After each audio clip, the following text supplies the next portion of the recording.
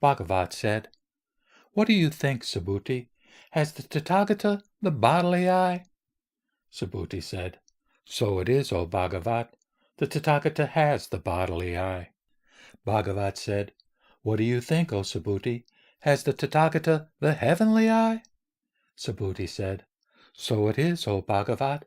The Tathagata has the heavenly eye." Bhagavat said, "What do you think, O Subhuti? Has the Tathagata the eye of knowledge?"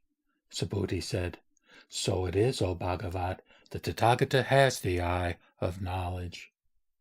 Bhagavat said, "What do you think, O Subhuti? Has the Tathagata the eye of the law?" Subhuti said, "So it is, O Bhagavat. The Tathagata has the eye of the law." Bhagavat said, "What do you think, O Subhuti? Has the Tathagata the eye of the Buddha?" Subhuti said, "So it is, O Bhagavat. The Tathagata has the eye of Buddha." Bhagavat said, "What do you think, O Subhuti? As many grains of sand as there are in the great river Ganga, were they preached by the Tathagata as grains of sand?" Subhuti said, "So it is, O Bhagavat. So it is, O Sugata. They were preached as grains of sand by the Tathagata."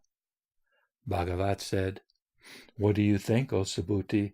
If there were as many Ganga rivers as there are grains of sand in the great river Ganga, and if there were as many worlds as there are grains of sand in these, would these worlds be many?"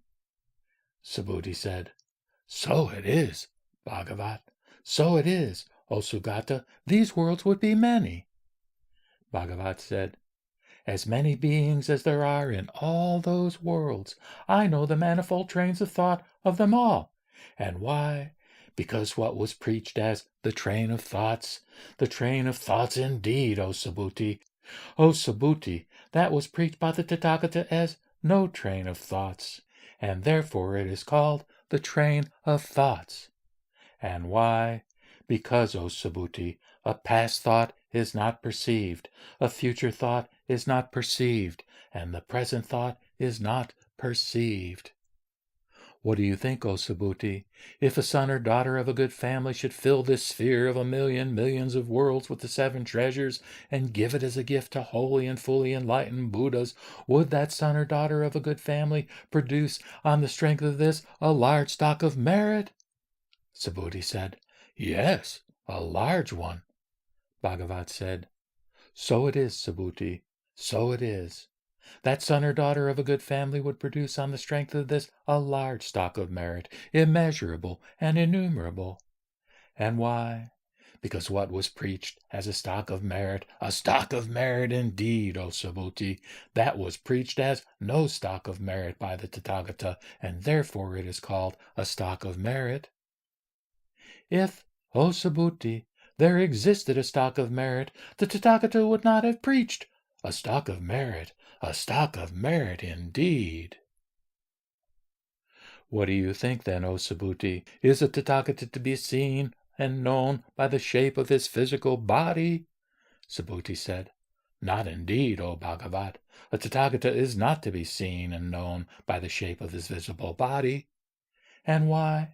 Because what was preached, O Bhagavat, as the shape of the visible body indeed, that was preached by the Tathagata as no shape of the visible body, and therefore it is called the shape of the visible body.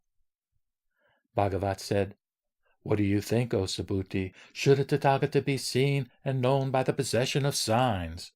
Subhuti said, "Not indeed, O Bhagavat. A Tathagata is not to be seen and known by the possession of signs." And why? Because what was preached by the Tathagata as the possession of signs, that was preached as no possession of signs by the Tathagata, and therefore it is called the possession of signs.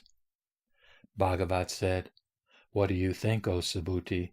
Does the Tathagata think in this wise? The law has been taught by me."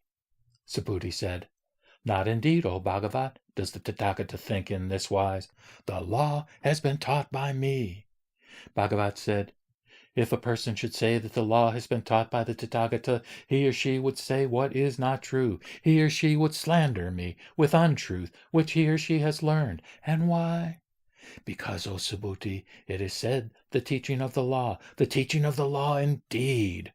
O Subhuti, there is nothing that can be perceived by the name of the teaching of the law. After this, the venerable Subhuti spoke thus to the Bhagavat. Forsooth, O Bhagavat, will there be any beings in the future, in the last time, in the last moment, in the last 500 years, during the time of the decay of the good law, who, when they have heard these very laws, will believe? Bhagavat said, These, O Subhuti, are neither beings nor no beings. And why?